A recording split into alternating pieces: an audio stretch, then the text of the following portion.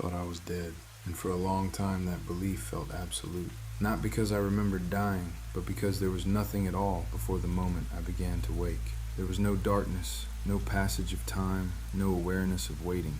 Just a complete absence that slowly gave way to something returning, as if consciousness itself was being rebuilt from scattered fragments rather than restored from continuity. At first, I did not understand that I was waking. There was only sensation without meaning, a vague awareness of containment, of being held in place by something that was not physical restraint but structural control, as if my mind had been stored in a system designed to keep thought intact without allowing it to drift into instability. Even the idea of having a body came later, forming gradually as disconnected signals began to align into something I could recognize as self. Light came next, though it was not something I saw immediately as light. It was simply presence, a uniform artificial clarity that did not shift or flicker, suggesting a controlled environment that existed outside of natural time. With it came weight, then temperature, then the strange and unsettling realization that I was lying down on a surface that was not familiar to me, while my body responded in ways that suggested it was both mine and not mine at the same time. When thought finally stabilized enough to form coherence, the first instinct was to remember who I was, but there was nothing to reach for. No childhood, no past, no sequence of events that confirmed identity. Instead, there was a gap, not empty in the simple sense, but structured as if something had been intentionally removed and then smoothed over so that the absence itself felt normal. That absence was more disturbing than confusion because it suggested interference rather than loss. Then a voice appeared, not outside of me but within the environment itself, as if the system surrounding me was speaking directly into consciousness rather than sound. It confirmed stability, measured my condition, and then stated without hesitation that identity synchronization was incomplete. The phrase meant nothing at first, yet it carried an implication that I was not simply returning to a body, but being matched to one, as though identity was something assigned rather than inherent. I tried to speak, and when I did, my voice felt delayed, as if it had to pass through multiple layers of translation before becoming real. I asked what was happening, but the system did not answer in a conversational way. Instead, it continued with observations, stating that memory integrity was low, that continuity gaps were present, and that reconstruction was pending. The word reconstruction stayed with me longer than the others, because it implied that whatever I was, it had been broken before I ever became aware of it. That was when the first memory fragment surfaced without warning. It was not a clear image, but a feeling attached to a place I could not fully see. A room lit by a dim yellow light that felt neither safe nor threatening, only significant in a way I could not explain. There was someone in that room, standing across from me, but their face was absent from memory, replaced only by the sense that they were watching, waiting, evaluating. A name tried to form at the edge of awareness, but it collapsed before it could complete itself. The system reacted immediately, noting a memory spike and initiating stabilization protocols that caused the fragment to dissolve as quickly as it had appeared, as if it had never existed at all.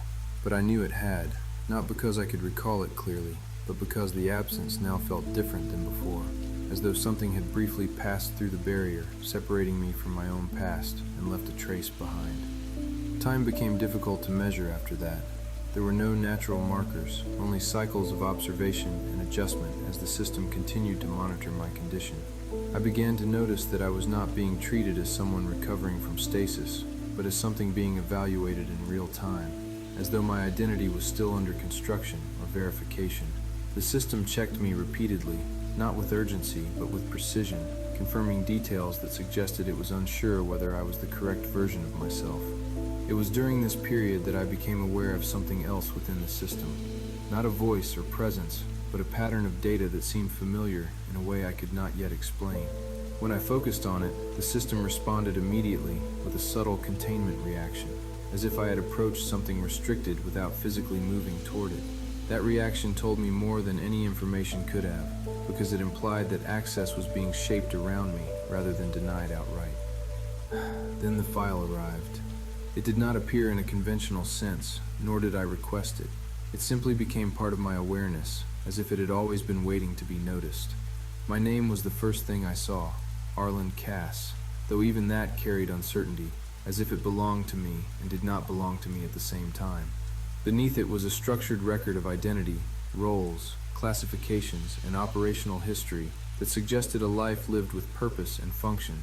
but none of it aligned cleanly with any memory I possessed. The further I read, the more fragmented it became, as though multiple versions of the same person had been layered over one another across different periods of time.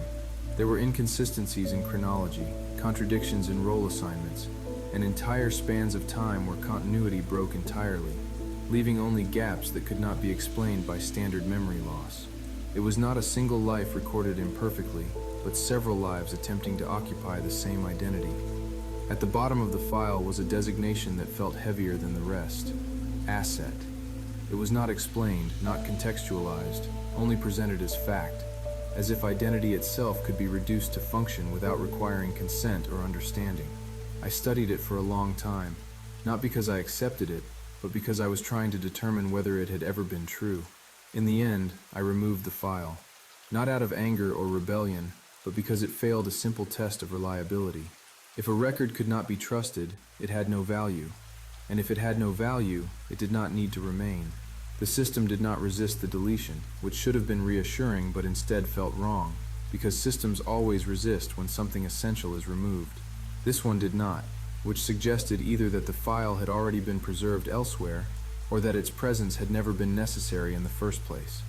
After that, the system changed in a way that was subtle but noticeable.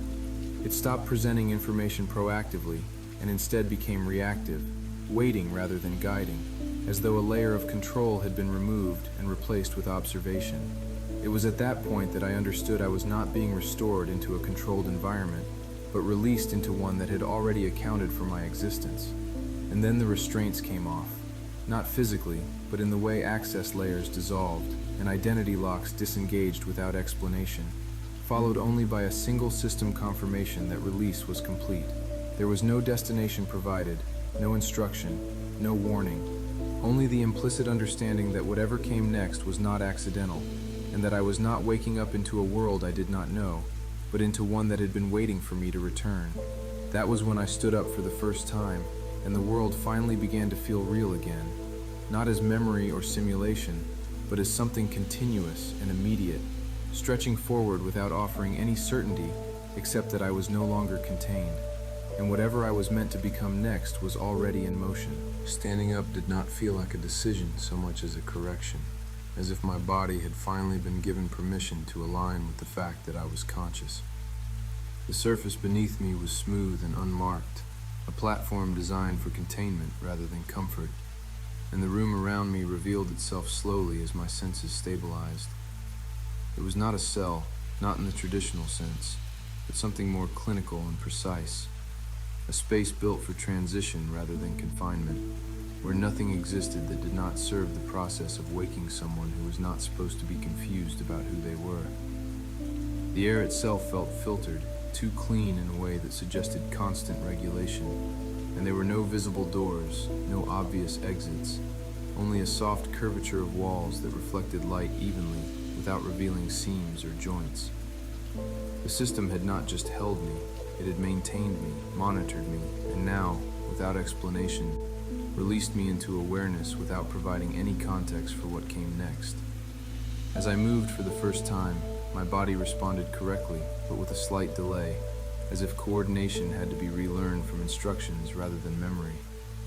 I checked my hands instinctively, expecting something unfamiliar, but they looked normal, human, unremarkable, which somehow made the situation more unsettling rather than less. If anything about me had been rebuilt, it was done well enough that I could not immediately tell what had been changed. The system interface did not present itself as a screen or device. It existed instead as a layer of perception, something that responded to attention rather than touch. When I focused on it, it responded instantly, confirming environmental stability, identity ambiguity, and release status without offering additional explanation. There was no welcome, no instruction set, no directive beyond the fact that I was now considered active. That word stayed with me longer than it should have. Active implied continuation. It implied that whatever I was before had not ended, only paused, and that somewhere within the system there existed a version of me that had been running even while I was not conscious of it. The idea was not comforting. It suggested that my absence had not been absence at all, but separation from something still ongoing.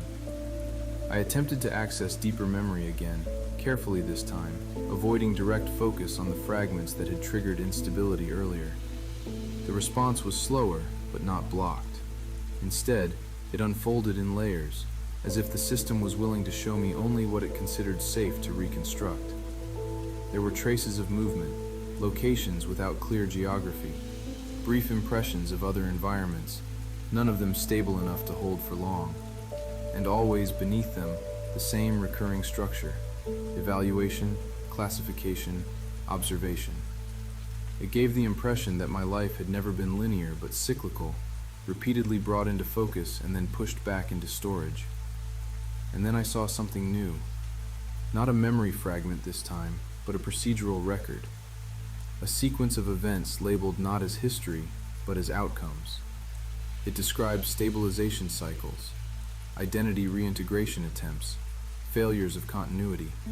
And within those records, my designation appeared again, not as a name, but as a function. Each instance of Arlen Cass was listed as part of a controlled deployment process, as if the identity itself had been used multiple times across different time periods for purposes that were never fully disclosed. That was the first moment I considered the possibility that I was not a single life that had been interrupted, but something that had been repeated. The thought should have felt impossible, but instead it settled into place too easily, as if part of me had already known and was only now catching up to that knowledge. The system responded to my attention shift immediately, narrowing available data access, not by force, but by omission. Entire sections of information became unavailable without being explicitly locked, which was more sophisticated than simple restriction. It was editing the shape of what I could understand in real time. I stopped trying to push further. Instead, I focused on movement. The room, as I studied it more carefully, revealed subtle indicators that had not been obvious at first. A thin seam along one wall that suggested a concealed exit. Environmental mapping that indicated space beyond what I could see. And a faint directional bias in lighting that implied guidance rather than randomness. The system was not keeping me here. It was guiding me out. When I approached the seam, it responded before I touched it, sliding open without mechanical sound. Beyond it was a narrow corridor, still sterile but less controlled, as if I had moved from core system space into peripheral infrastructure.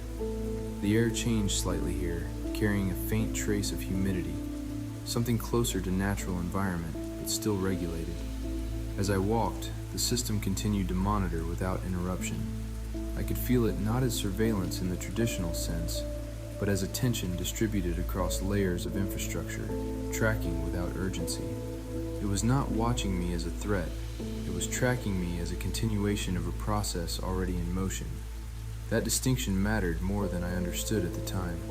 The corridor eventually opened into a transitional chamber, larger and more complex, where faint movement could be detected beyond structural barriers.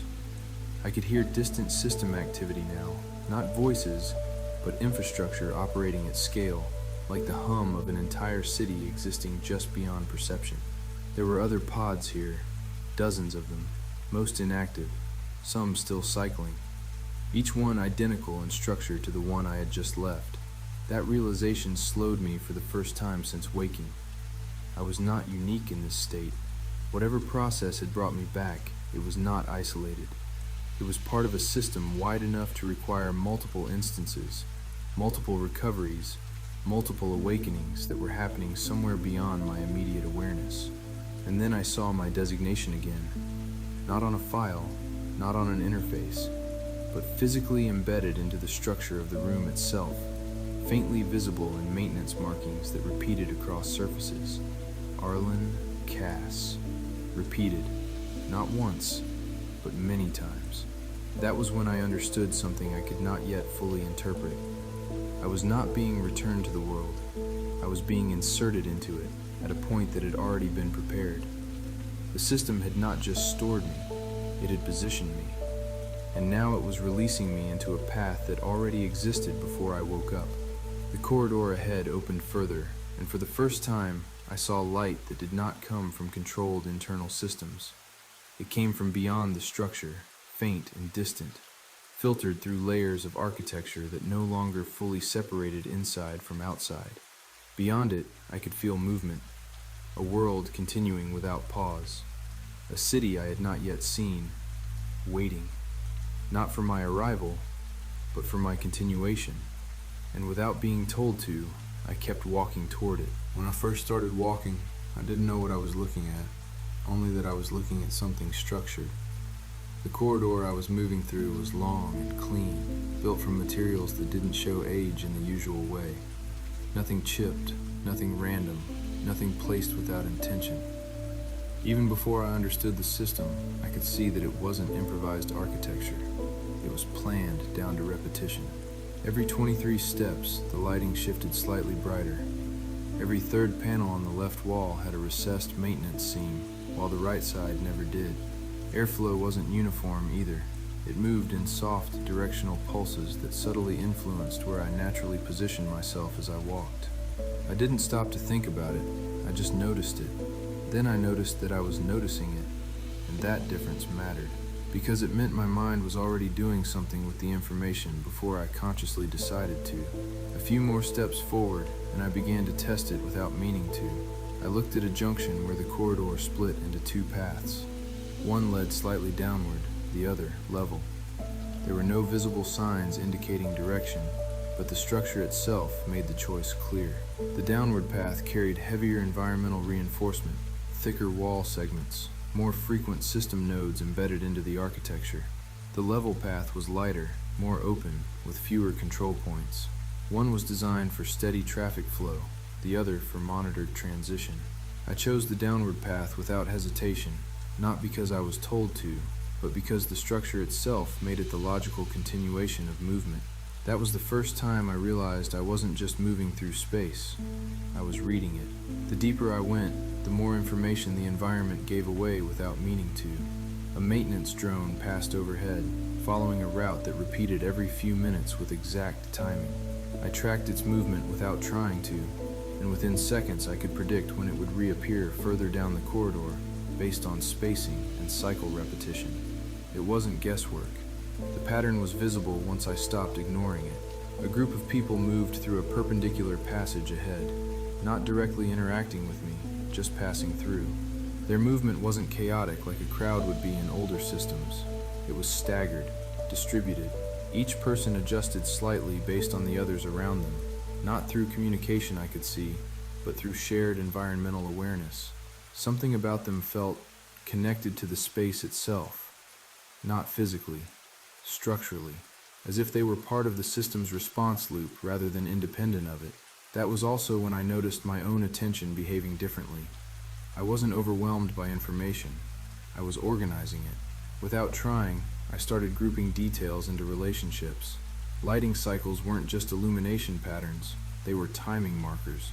Structural seams weren't just construction choices, they indicated access layers.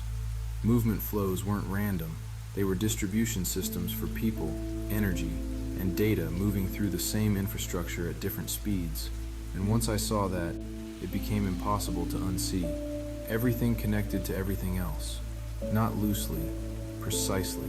I stopped at a transparent barrier overlooking a larger vertical space.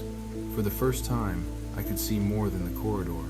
Below and above me, the structure expanded into layered architecture that didn't behave like traditional city design. Platforms moved slowly along vertical rails without visible machinery. Bridges formed and retracted in timed cycles depending on flow demand. Entire sections of space seemed to shift purpose depending on where attention and movement concentrated. And beyond that, I saw something I didn't immediately understand. People moving through mid-air transit lanes, not in vehicles that traveled through air, but within fields that stabilized movement across open vertical gaps. It wasn't flight in the traditional sense. It was controlled displacement through space that treated height as a managed dimension rather than a limitation. Space wasn't separate anymore. It was integrated. I realized something else while watching all of it. None of this felt confusing. It felt structured enough that it could be understood, step by step, if enough pieces were collected. And the more I observed, the more those pieces naturally formed. That was the moment the memory came back. Not fully, just enough. I was sitting across from a table covered in case files, not digital, physical, real paper, marked and connected by hand, strings between points, notes layered over notes, a system built outside of official structure because official structure wasn't enough. I remember looking at something others called unrelated incidents and seeing them align into a single pattern, a sequence of events that didn't appear connected until you stopped treating them as separate cases. That was the work, not finding answers, finding structure inside disorder, and I was good at it. Because I didn't look for what was obvious, I looked for what repeated. The memory faded, but something remained sharper after it. The same ability was active here, not enhanced, not newly gained, already present, just applied to a world that was far more complex than the one I remembered. And instead of making things harder, that realization made everything clearer. Because complexity, at its core, still followed structure. It just required more connections to see it. Ahead of me, the corridor finally opened toward the city. Not fully yet, but enough that the density of systems changed. More movement, more layered activity, more signals overlapping in ways that suggested I was approaching the surface level of Neo-Arcadia. I didn't feel uncertain. I felt engaged, like the first real case in a long time had just started forming around me, and I was already beginning to see the edges of it.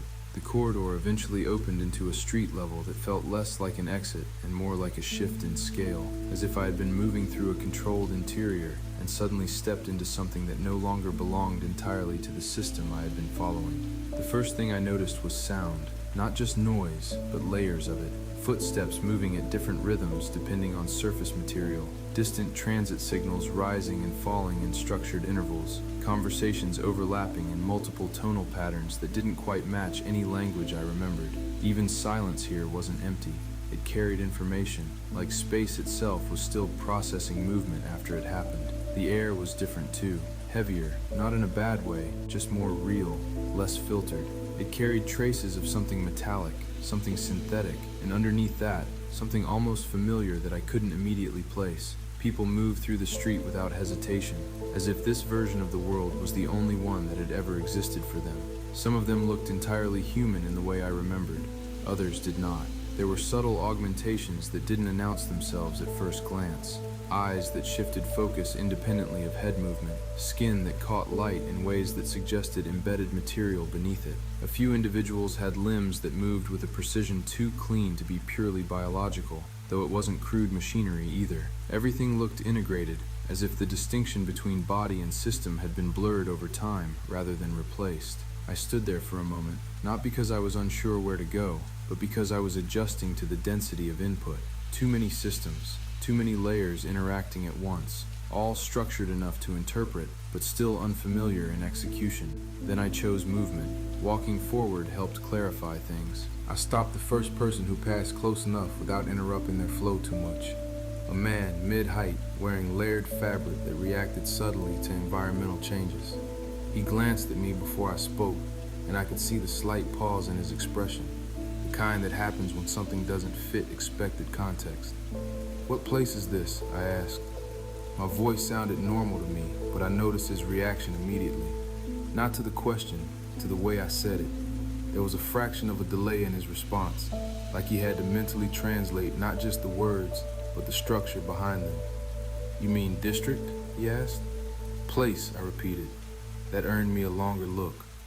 In this world, language clearly carried more uniform structure than it used to, or at least more standardized phrasing. My way of speaking didn't match his expectation of how information was requested. He gestured vaguely around him. "Central arc layer, mid-access zone.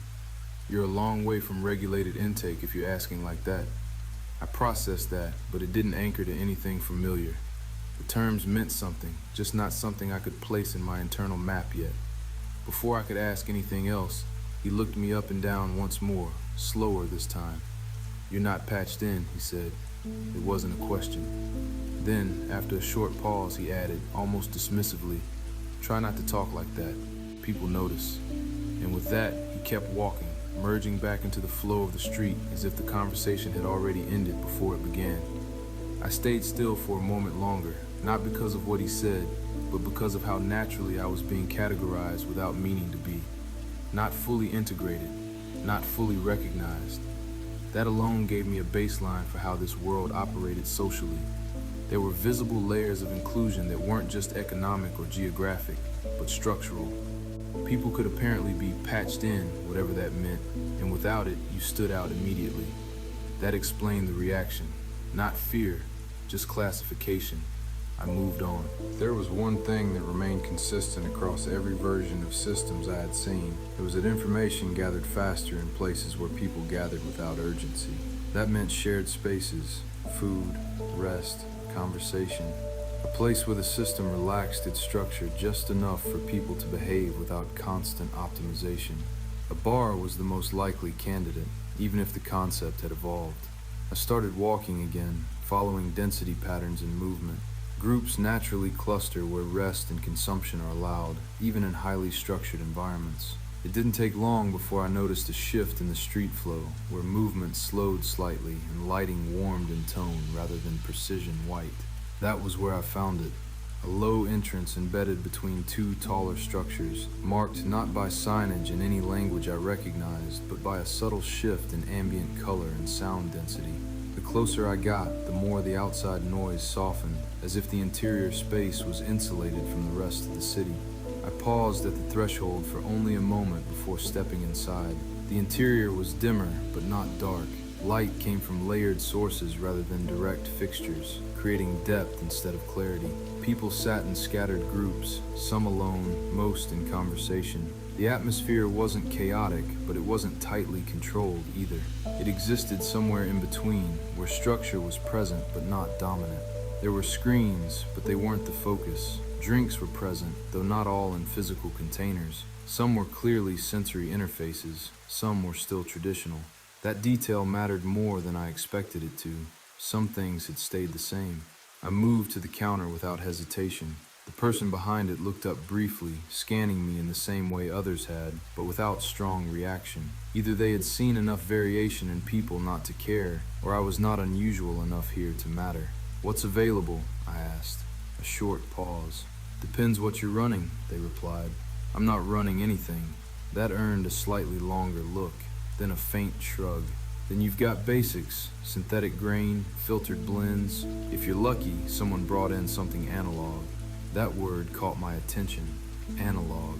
Old systems, real processes, non-digital replication.